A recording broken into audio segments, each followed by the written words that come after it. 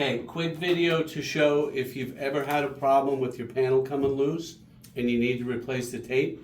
Don't try pushing it up again, it won't stick again. You need to replace this tape. Get a hold of us, we will send you some more. There's two options. If your panel hasn't been on very long, you probably can get this tape started and then just pull like this directly at a 45 and it will stretch and pull right off. If it's been on for a while, it's going to be stuck there and you're not going to be able to get it off, which is fine. If you can get it off, you're going to take alcohol, clean this area,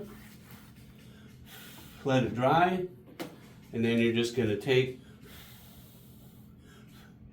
the new tape, stick it down, take a pair of scissors, cut it. You're going to get a little roller. You're going to roll it down.